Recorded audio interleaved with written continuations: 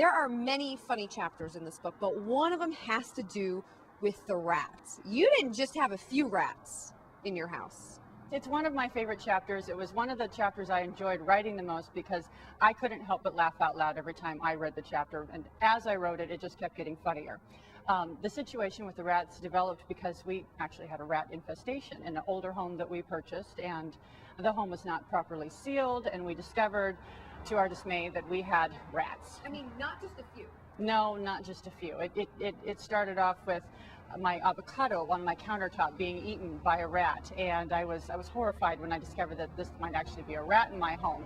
And then all of a sudden we came home one evening and rats went scurrying everywhere throughout the house. They were running underneath the furniture, they were running up the ficus tree, they were leaving underneath the laundry in the laundry room.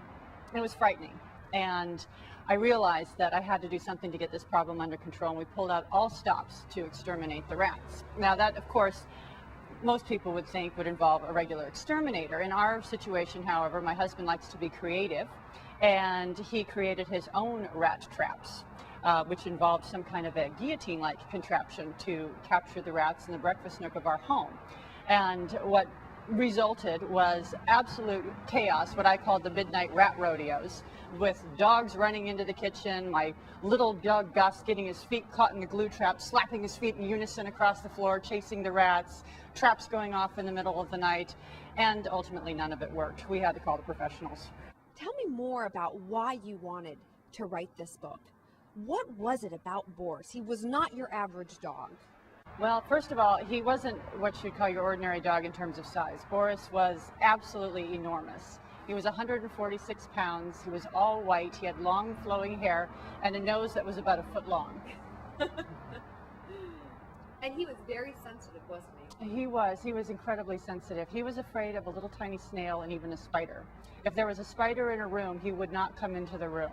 He'd see the spider on the wall, he'd stop dead in his tracks, and he'd wait for me to go and get the little spider, squish it, and flush it down the toilet. The inspiration behind this book is sort of interesting because it started really, literally with a dream that you wanted to journal, and then a book grew out of that. I wanted to reflect on that dream and to share that dream. And then as that continued, I wanted to relive some of the wonderful experiences that we had together. And I recalled some of the fun times that we shared and the silly adventures that we shared, like when I took him to go visit with Santa Claus and he was the only dog that came up on stage to sit in Santa's sleigh, and I put reindeer ears on him, or antlers rather, and there was an entire church full of little children all dressed up in their holiday finest, and I come walking in with a 150-pound dog. I was led to believe that it was a photo shoot for dogs and their people, but that wasn't the case. You have a goal for this book. I do.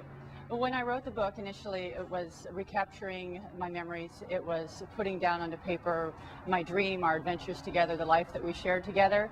But as time went on and as I was writing this book, I was actually laid off from my position as an art historian, as a professor of art history. And I saw many other people in the same situation as myself, losing their jobs, eventually losing their homes. And one of the consequences of that many people might overlook is the fact that the animals go homeless as well.